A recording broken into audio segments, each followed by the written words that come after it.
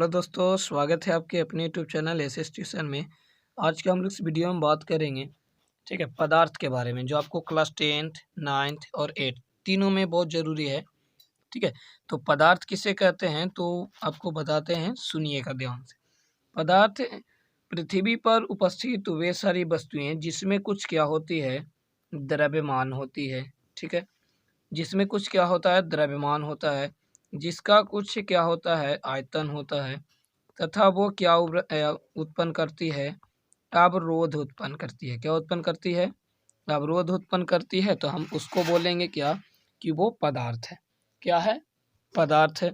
ठीक है, चलिए याद हो गया पदार्थ किसे कहते हैं। फिर से हम लोग पढ़ेंगे पदार्थ किसे कहेंगे, तो किसी भी वस्तु का, ठीक है, किसी भी वस्तु का जिसमें कुछ द्रव्यमान होती है, ठीक है, आयतन होता है, आकृति होती है, जो कुछ स्थान घेरता है।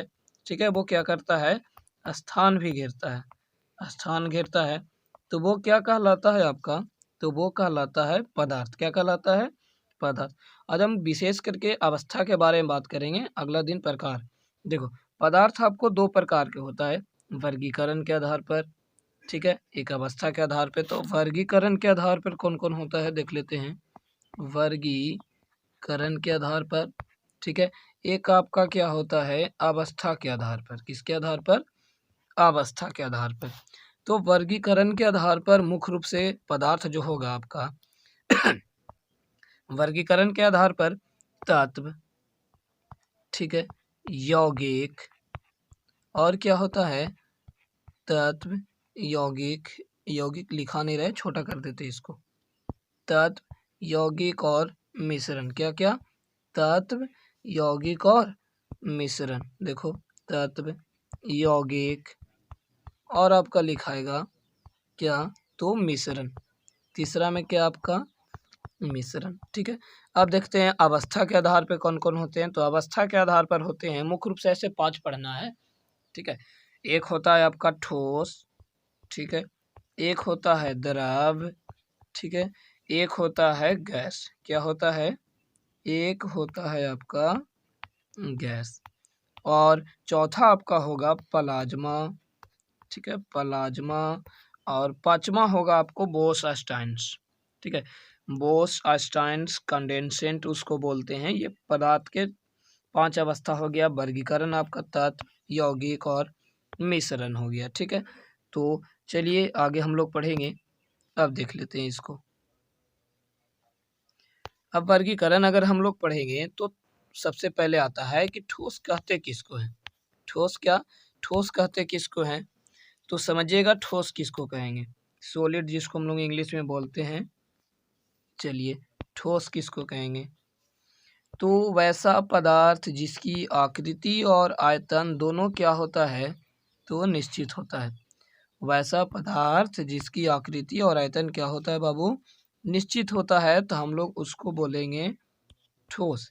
फिर से देख लीजिए, ठोस किसे कहते हैं, तो वैसा पदार्थ जिसकी आकृति, जिसकी आकृति और आयतन, जिसकी आकृति और आयतन क्या होगा, दोनों निश्चित होगा। दोनों क्या होती है, निश्चित होती है। आयतन और आपका एक बचा आकृति, ये दोनों क्या होगा, निश्चित होगा, तो उसको हम बोलेंगे क्या, तो वो ठोस पदार्थ है। जैसे अगर हम मान लेते हैं एक छोटा सा इतना, ठीक है, एक ईंट ले लेते हैं, मान लेते हैं एक वर्ग आयताकार ईंट ले लेते हैं। अगर ये मेरे पास मान लेते हैं इसकी जो लंबाई है 2 सेंटीमीटर और चौड़ाई आपका 1 सेंटीमीटर, ठीक, ये मेरे पास 2 सेंटीमीटर का है और 1 सेंटीमीटर चौड़ाई वाला है। क्या हम अगर आपको दे देंगे, ठीक है, इस अगर ईंट को, आयताकार ईंट को अगर हम आपको दे देंगे, क्या आपकी लंबाई इतना हो जाएगा? नहीं नहीं, आपका लंबाई तो इतना ही रहेगा ना। तो उसकी आकृति और आयतन दोनों क्या होती है, निश्चित होती है, तो हम उसको बोलते हैं ठोस। ठीक है, ऐसे और अभी आपको बहुत मनी परिभाषा बताएंगे कि ठोस, द्रव, गैस। ठीक है, अब देख लीजिए, इसी में अब हम लोग देखेंगे द्रव के बारे में। ठीक है, तो द्रव किसको कहेंगे, आप देखिएगा द्रव, इसको मिटा लेते हैं एग्जाम्पल को। देखिए द्रव किसको कहेंगे, तो द्रव कहते हैं कि वैसा पदार्थ, वैसा पदार्थ जिसकी आकृति, जिसकी आकृति, वैसा पदार्थ जिसकी आकृति, जिसकी क्या होगा बाबूआ, जिसकी आकृति और आयतन, ठीक है, जिसकी आकृति और आयतन दोनों अनिश्चित तो नहीं होता, लेकिन कहेगा आपको कि आकृति क्या होता है, आकृति होता है अनिश्चित। क्या होता है? आकृति होता है अनिश्चित, अनिश्चित होता है। क्या होता है? अनिश्चित होता है। लेकिन आयतन क्या होता है? तो आयतन निश्चित होता है।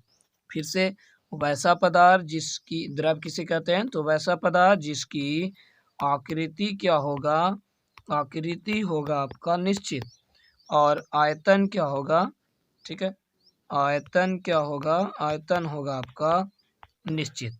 ठीक, आकृति अनिश्चित, आयतन क्या होगा, निश्चित, तो उसको हम लोग बोलेंगे द्रव्य पदार्थ। ठीक है, फिर से आपको इसको लिख देते हैं ठोस की तरह, जिस प्रकार से आपको लिखा हुआ। हम लोग फिर से रिवाइज करेंगे।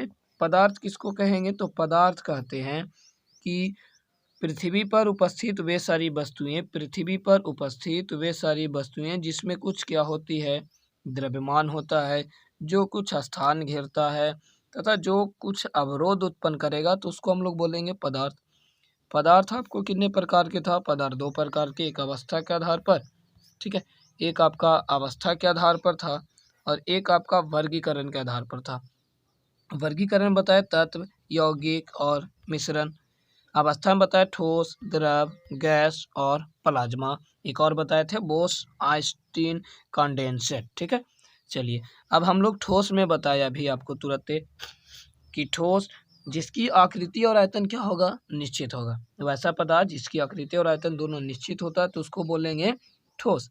अगर हम बात करें किसका, द्रव का, ठीक है, तो अभी हम द्रव के बारे में अभी तुरंत आपको बताए जस्ट एकदम कि जिसकी आकृति, जिसकी आकृति क्या होती है, आकृति होती है अनिश्चित, आकृति अनिश्चित, परंतु आयतन क्या होगा, तो आयतन होगा निश्चित। अब जिसकी आयतन निश्चित होता है, ठीक है, उसको क्या बोलेंगे बाबू, उसको बोलेंगे द्रव। अब कैसे, एक एग्जांपल के थ्रू समझिए। जैसे एक मान लेते हैं ये सिलेंडर, एक ग्लास लेते हैं, ठीक है, और इस ग्लास में हम एक जल भर देते हैं, थोड़ा सा, जितना भर दीजिए। अब अगर हम जल भर देंगे तो ये आपको तो ग्लास के आकार के होगा, लेकिन यही जल को अगर हम एक कटोरी में ले लेते हैं, ठीक है, कटोरी में ले लीजिए। अगर मान लेते हैं यहाँ जो जल भरे थे इसको अगर हम 100 ml मान लें, ठीक है, तो ये कटोरी में भी भरेंगे तो ये आपको 100 ml होगा, लेकिन आकृति तो चेंज होते रहेगा, आकृति, तो उसको बोलेंगे द्रव। ठीक है, द्रव बोलेंगे क्या, आकृति क्या होती है, अनिश्चित होती है, आयतन क्या होता है, आयतन होता है निश्चित। ठीक है, चलिए अगला हम लोग पढ़ेंगे क्या, अगला गैस के बारे में कि गैस किसको कहेंगे। ठीक है, देखिए गैस किसको कहते हैं। अब गैस किसको कहेंगे, देखिए गैस लिख देते हैं आपको, इसके बाद बात करते हैं। चलिए लिख देते हैं गैस।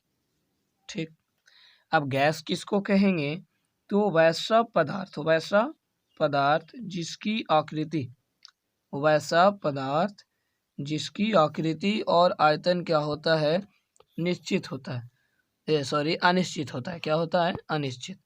गैस किसको बोलेंगे, तो वैसा पदार्थ जिसकी आकृति और आयतन, आकृति और आयतन वो दोनों क्या होगा बाबू, दोनों अगर अनिश्चित है तो हम लोग उसको बोलेंगे गैस।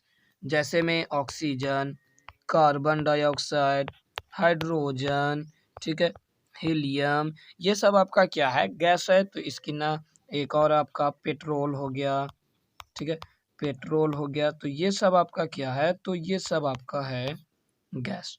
तो गैस जिसकी आकृति और आयतन क्या होता है, अनिश्चित होता है। ठीक, चलिए अब हम लोग गुण के बात करते हैं कि भौतिक गुण और रासायनिक गुण क्या होता है इसका।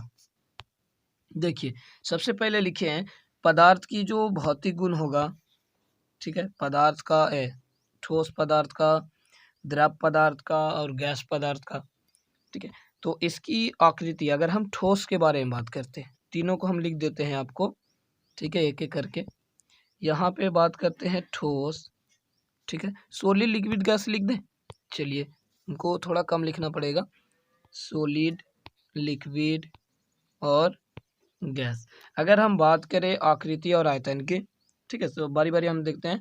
तो आकृति और आयतन हम लिखते जाएंगे, आप लोग सुनते जाइएगा ध्यान से। आकृति, अगर हम ठोस के बाद बात करें तो ये आकृति जो होगा इसका क्या होता है, निश्चित होता है। अगर हम इसको में बात करें कि द्रव में आकृति क्या होगा, द्रव की आकृति तो अनिश्चित होता है, लेकिन आयतन क्या होगा, फिक्स होगा, एकदम निश्चित होगा। ठीक है, तो पहला अंतर समझ में आ गया। कहेगा ठोस और द्रव और गैस में अंतर बताइए, तो आकृति और अनिश्चित आयतन से लिखेंगे कि ठोस पदार्थ में आकृति और आयतन दोनों निश्चित होता है, द्रव्य पदार्थ में आकृति और आयतन, ठीक है, आकृति तो अनिश्चित लेकिन आयतन क्या होता है, आयतन आपका निश्चित होता है। अगर हम गैस में बात करें तो गैस में आकृति और आयतन दोनों, इसमें भी क्या होता है, अनिश्चित।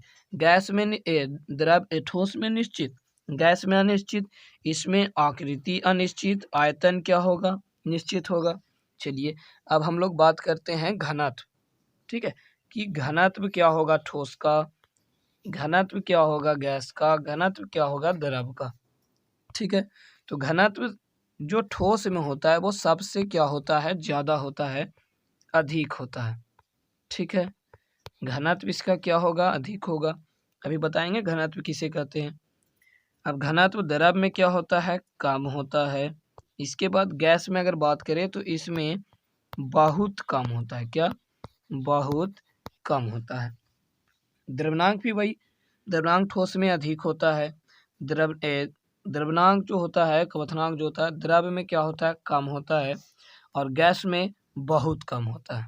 ठीक है, संप्रियता वही लिख देंगे कि ठोस में संप्रियता बहुत अधिक होता है, ठोस में संप्रियता जो होता है नहीं पाया जाता है, द्रव में पाया जाता है। बताते हैं संप्रियता क्या होता है, कि जिससे हम यहाँ पर एक कोई भी पदार्थ ले लिए, ठोस पदार्थ, जैसे लीडो के गोटी ले लिए। अब इसको आप इधर से बल लगाइए या चारों तरफ से बल लगाइए, क्या वो दबेगा, नहीं दबेगा। यानी लेकिन कुछ ऐसे पदार्थ होते हैं, तो इसमें लिखेंगे सॉलिड में कि कुछ पदार्थ में संप्रियता पाई जाती है लेकिन सब में नहीं पाया जाता। इसके बाद द्रव्य क्या होते हैं, संपीड्य होते हैं। गैस सबसे अधिक संपीड्य होते हैं, ये सबसे कम, ये सबसे अधिक, और ये थोड़ा कम, बीच में आपका मिडिल में रहेगा द्रव। अब आपको बात करते हैं, इसके बाद आपका जो होगा प्रसार और संकुचन। प्रसार का मतलब क्या होता है, प्रसार का मतलब होता है फैलना, संकुचन का मतलब क्या होता है, सिकुड़ना। तो ठोस में जो प्रसार और संकुचन होता है, ठोस में प्रसार और संकुचन बहुत कम पाया जाता है, द्रव में पाया जाता है, और गैस में बहुत अधिक पाया जाता है। ये बहुत अधिक, बहुत कम, यही वाला खाली बात आपको लिखना है। बहाव के बारे में अगर बात करें, ठीक है, ठोस में अभी आपको बताया ना, ठोस में प्रसार और संकुचन बहुत कम पाया जाता है, बहुत कम पाया जाता है। ठीक है, लेकिन गैस में बहुत अधिक पाया जाता है, और द्रव में थोड़ा नॉर्मल रूप में सामान्य मात्रा में पाया जाता है। अब बहाव के बारे में बात करें अगर, ठीक है, क्या अगर हम जैसे ईंट को यहाँ पे ले लें, या फिर चलिए यही लीडो के गोटिया में अगर ले लेते हैं, यही वर्गाकार रूप में, तो इसको हम अगर धरती पर रखें या फिर फर्श पर अगर उड़ेल दें, फेंक दें, तो क्या ये बहेगा, नहीं बहेगा। यानी ठोस में बहाव का गुण नहीं पाया जाता है, द्रव में पाया जाता है, और गैस में बहुत अधिक पाया जाता है। क्लियर हो गए। विसरण की क्रिया भी आपको परिभाषा बताते हैं, विसरण की क्रिया। चलिए, विसरण की क्रिया। अब विसरण की क्रिया में क्या है, घनत्व है, विसरण है, ऊर्ध्वपातन है और ऊर्ध्वपात है। तो ये आपको दोनों परिभाषा बताते हैं कि घनत्व किसे कहते हैं, विसरण किसे कहते हैं, ऊर्ध्वपातन और ऊर्ध्वपात किसे कहते हैं। ठीक है, चलिए, घनत्व किसे कहते हैं, तो किसी भी पदार्थ का उसका द्रव्यमान, क्या, किसी भी पदार्थ का द्रव्यमान और आयतन, किसी भी पदार्थ का द्रव्यमान और उसके आयतन के अनुपात को क्या कहा जाता है, घनत्व कहा जाता है। इसका संकेत हम लोग रो देते हैं, रो। ठीक है, घनत्व किसे कहते याद हुआ? किसी भी पदार्थ का द्रव्यमान और उसके आयतन के अनुपात को क्या कहेंगे? घनत्व कहेंगे। इसका एसआई मात्रक क्या होता है? तो आयतन द्रव्यमान का हम लोग पढ़े हैं कि केजी होता है और आयतन का आपका क्या होता है? Metre cube.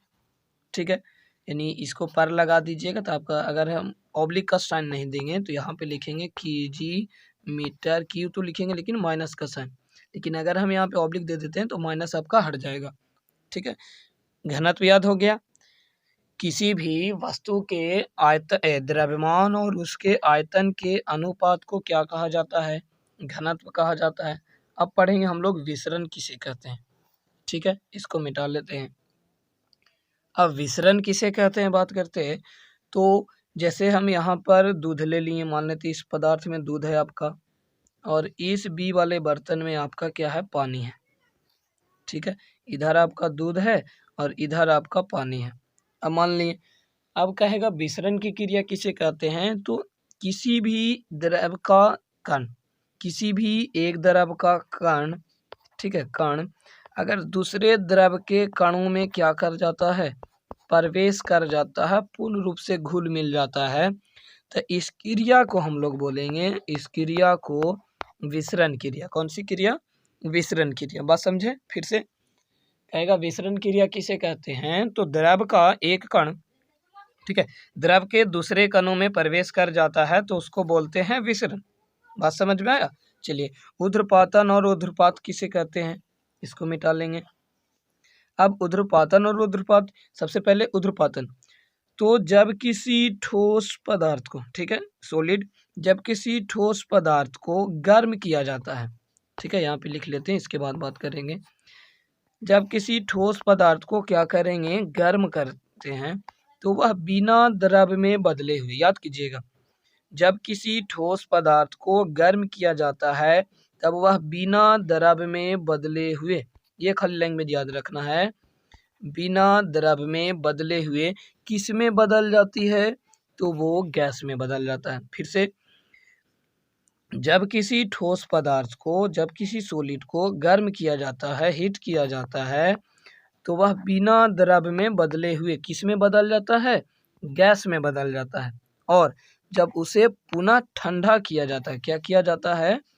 पुनः जब उसे ठंडा किया जाता है तब वह बिना द्रव में बदले हुए फिर किस में बदल जाएगा?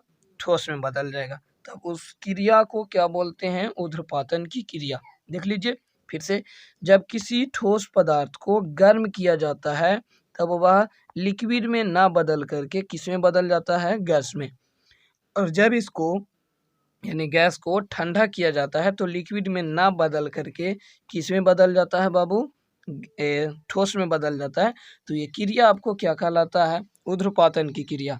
अब कहेगा, यहाँ से मिटा लेते हैं, पता चलेगा कि ऊर्ध्वपात किसे कहते हैं। ठीक है, तो वैसा पदार्थ जो ऊर्ध्वपातन की क्रिया करता है उसको क्या बोलेंगे? ऊर्ध्वपात। जैसे में कपूर आपका हो गया, कपूर आपका ऊर्ध्वपातन की क्रिया करता है। ठीक है, नौशादर जिसको हम लोग बोलते हैं अमोनिया क्लोराइड, तो ये सब आपका नौशादर, ठीक है, नौशादर जिसको हम लोग बोलते हैं अमोनिया क्लोराइड, अमोनियम क्लोराइड, तो उसको बोलेंगे नौशादर। और ये नौशादर आपको क्या क्रिया करता है? तो ये नौशादर आपका ऊर्ध्वपातन की क्रिया करता है। याद हो गया? तो वैसा पदार्थ जो ऊर्ध्वपातन की क्रिया करता है उसको बोलेंगे ऊर्ध्वपात। ठीक है, वैसा पदार्थ जिसका विसरण क्रिया किसे कहते हैं? तो विसरण क्रिया बोलेंगे जब द्रव का एक कण द्रवों दूसरे द्रवों के कणों में क्या कर जाते हैं? प्रवेश कर जाते हैं, तो उसको बोलेंगे विसरण क्रिया। अब घनत्व किसे कहते हैं? तो घनत्व बोलते हैं किसी भी पदार्थ के द्रव्यमान और उसके आयतन के अनुपात को क्या कहते हैं? तो घनत्व कहते हैं। ठीक है, एक और है द्रवण की गुप्त ऊष्मा। अब द्रवण की गुप्त ऊष्मा किसे कहते हैं? वाष्पन की गुप्त ऊष्मा। तो इसको पढ़ लेते हैं कि द्रवण की गुप्त ऊष्मा किसे कहते हैं। तो किसी भी 1 kg ठोस पदार्थ को, याद रखिए, याद कीजिएगा कि द्रवण की, ठीक है, यहाँ पे लिख लेते हैं,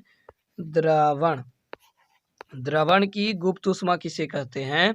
तो किसी भी 1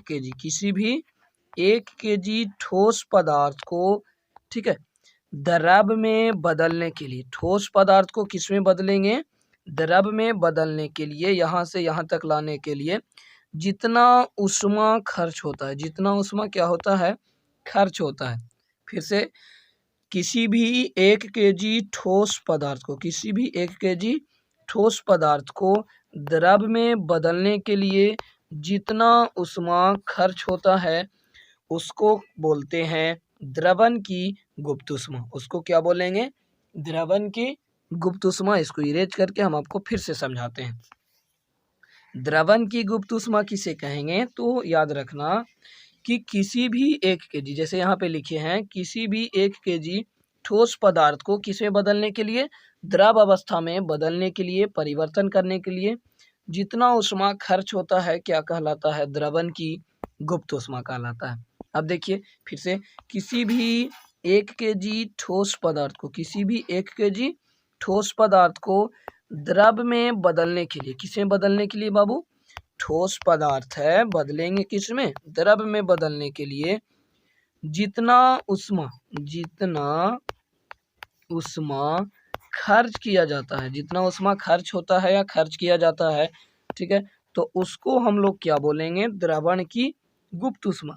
अब कहेगा वाष्पन की गुप्त ऊष्मा किसे कहते हैं, तो पलट दीजिएगा, ठीक है, यहाँ पे द्रव, यहाँ पर गैस, यानी कि परिभाषा आपको बताते हैं किसे कहते हैं। द्रवण याद हो गया कि द्रवण की गुप्त ऊष्मा किसे कहेंगे, किसी भी 1 kg ठोस पदार्थ को द्रव में बदलने के लिए जितना ऊष्मा खर्च किया जाता है क्या कहलाता है, द्रवण की गुप्त ऊष्मा कहा जाता है। अब कहेगा वाष्पन की गुप्त ऊष्मा किसे कहते हैं, तो याद रखिएगा वाष्पन की गुप्त ऊष्मा किसे कहेंगे, किसी भी, सेम परिभाषा यही देंगे, किसी भी ठोस पदार्थ ना, तो यहाँ पे लिखेंगे किसी भी द्रव पदार्थ को, वो कितना होगा, 1 kg, किसी भी 1 kg द्रव पदार्थ को गैस में बदलने के लिए, या यहाँ पे लिखेंगे हम कि वाष्प में बदलने के लिए, ठीक है, किसी भी 1 kg द्रव पदार्थ को वाष्प में बदलने के लिए, क्या करने के लिए, बदलने के लिए जितना ऊष्मा खर्च होता है, जितना ऊष्मा खर्च होता है, जितना ऊष्मा खर्च होता है वह क्या कहलाता है, तो वह कहलाता है वाष्पन की गुप्त ऊष्मा। वाष्पन की गुप्त ऊष्मा बोलेंगे। बात समझ में आया, चलिए ठीक है, तो अगला वीडियो में हम लोग बात करेंगे इससे और रिलेटेड जो चैप्टर होगा